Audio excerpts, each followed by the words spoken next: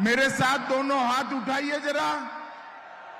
என் கூட கைய மேல உயர்த்தி சொல்லுங்க. पांडिचेरी में सरकार बनाने की मुट्ठी बींचिए और प्रचंड आवाज से बोलिए भारत माता की, भारत माता की। मंच पर उपस्थित Shriman Mansukh Mandaviya ji, Shri Ramalingam ji, Shri Nirmal Kumar Surana ji, Shri R Selvam ji, home minister Pondicherry A Namah Shivay ji, Shri A John Kumar ji, S Silva Ganapathy honourable member parliament, Shri Kalyana Sundaram ji, Sai J Saravana Kumar ji, Vivian Richard ji, E Thippentan ji, Shri GNS Rajasekaran ji, Shri V Selvam ji, general secretary Mohan Kumar ji, general secretary M Lakshmi Narayan ji, ex MLA Shri VMCV Ganapathy ji, Shri K Venkat ji, Shri RB Ashok Babu ji, और आज इस विशाल सभा में आए हुए मेरे प्यारे भाइयों बहनों माताओं और विशेषकर आए हुए मेरे युवा मित्रों को मेरा राम राम नमस्कार। இந்த விசாலமான சபையிலே இங்கே இந்த பெரிய எண்ணிக்கையிலே குழுமி இருக்கின்ற என்னுடைய சகோதர சகோதரிகளே, தாய்மார்களே, என்னுடைய சகோதரிகளே, குறிப்பாக என்னுடைய இளைய நண்பர்களே, உங்களுக்கு எல்லாம் என்னுடைய பணிவான வணக்கங்கள்। भाइयों बहनों, सबसे पहले मैं पवित्र तिरुनल्लार शनि ईश्वर और मां भद्रकाली को प्रणाम कर कर मेरी बात की शुरुआत करता हूं। நண்பர்களே, முதலில் இந்த திருநாட்டிலே இந்த திருநள்ளாறிலே குடிகொண்டிருக்கக்கூடிய சனீஸ்வர பகவானையும் பத்ரகாளி அம்மனையும் அவர்களுக்கு நான் தலைவணங்கி என்னுடைய உரையை துவங்க இருக்கின்றேன்। ये पांडिचेरी कई तपस्वियों और सिद्धों की भूमि है।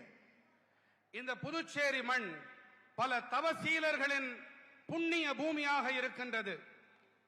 और ये पांडिचेरी पर ही श्री अरविंद ने भारत के विश्व गुरु बनने का स्वप्न देखा था। இந்த புதுச்சேரி மண்ணிலேதான் மகரிஷி அரவிந்தர் பாரதத்தை விஸ்வகுருவாக உலகின் குருவாக ஆக்கும் கனவை அவர் கண்டார்। मैं सबसे पहले पांडिचेरी की इस महान भूमि को प्रणाम कर कर मेरी बात की शुरुआत करना चाहता हूं। இந்த மகத்தான புனிதமான புதுச்சேரி மண்ணிற்கு நான் தலைவணங்கி என்னுடைய உரையை நான் துவக்குகின்றேன்। मित्रों, सबसे पहले विश्व की सबसे पुरानी भाषाओं में से एक ऐसी तमिल भाषा में मैं आपसे बात नहीं कर पा रहा हूं, इसलिए आपसे क्षमा प्रार्थना करता हूं। உலகத்தின் மிகவும் தொன்மையான மொழியான தமிழ் மொழியிலே என்னாலே இங்கே உரையாற்ற முடியவில்லை என்பதற்காக உங்களிடம் மன்னிப்பு கேட்டுக்கொண்டு என்னுடைய உரையை நான் தொடர்கிறேன்। आज ये विशाल सभा करने का दो उद्देश्य है, दो एम है। இந்த பரந்துபட்ட இந்த அவையிலே நான் வந்திருப்பதற்கு இரண்டு நோக்கங்கள் இருக்கின்றன। एक उद्देश्य है मोदी जी और रंगास्वामी जी के नेतृत्व में डबल इंजन सरकार ने जो काम किया है इसका रिपोर्ट कार्ड आपके सामने रखना है। முதல் நோக்கம் என்னவென்றால் நம்முடைய மாண்புமிகு பாரத பிரதமர் நரேந்திர மோடி அவர்கள் தலைமையிலும் இங்கே புதுச்சேரியின் முதலமைச்சர் ரங்கசாமி அவர்களுடைய தலைமையிலும் இத்தனை ஆண்டு காலம் என்ன நடந்திருக்கிறது என்பதற்கான பட்டியலை அறிக்கையை உங்கள் முன் சமர்ப்பிக்க நான் வந்திருக்கிறேன்.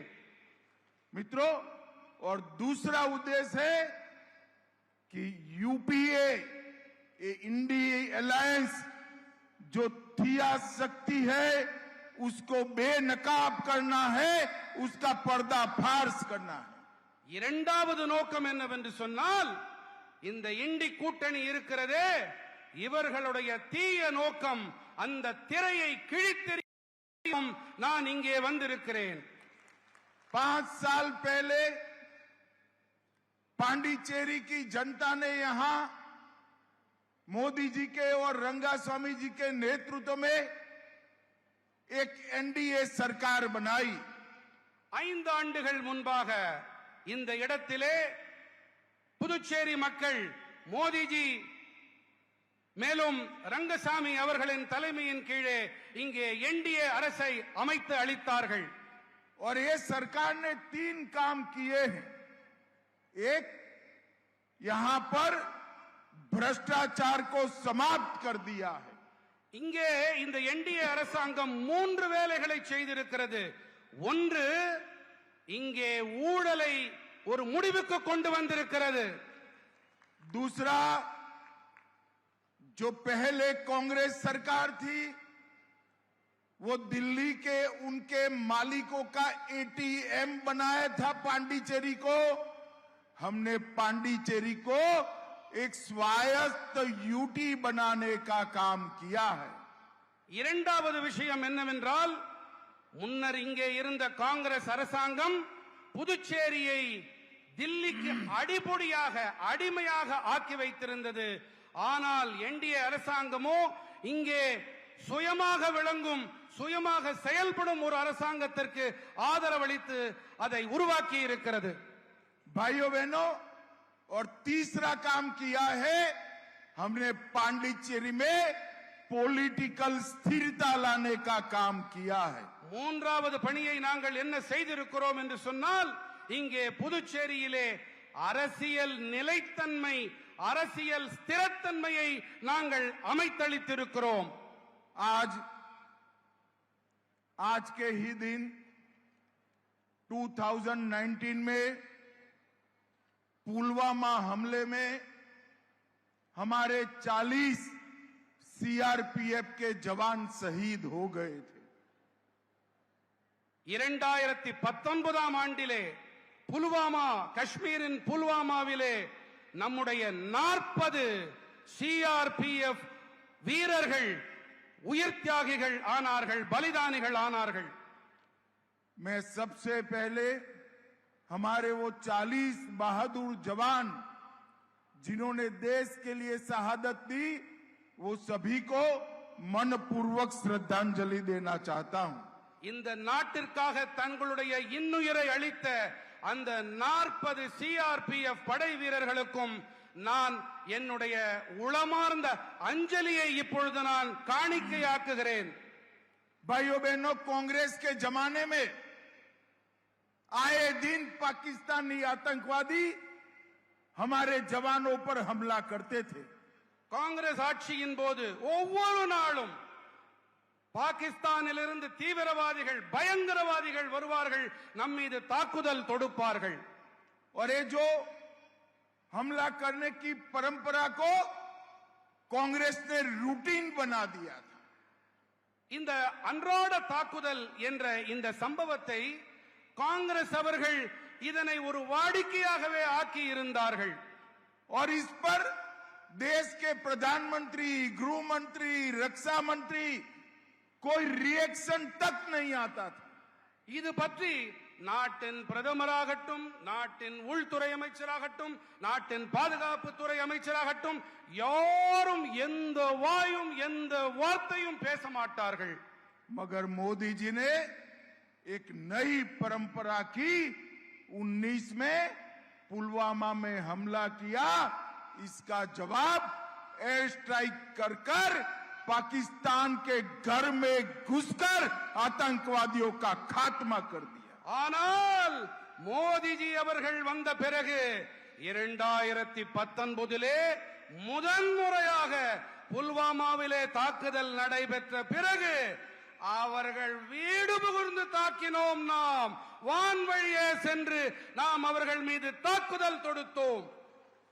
पहले सर्जिकल स्ट्राइक, फिर एयर स्ट्राइक और अंत में ऑपरेशन सिंदूर कर पाकिस्तान को मजबूत जवाब देने का काम नरेंद्र मोदी जी ने किया है. முதலிலே துல்லிய தாக்குதல் சர்ஜிக்கல் ஸ்ட்ரைக், பிறகு வான்வழி தாக்குதல்.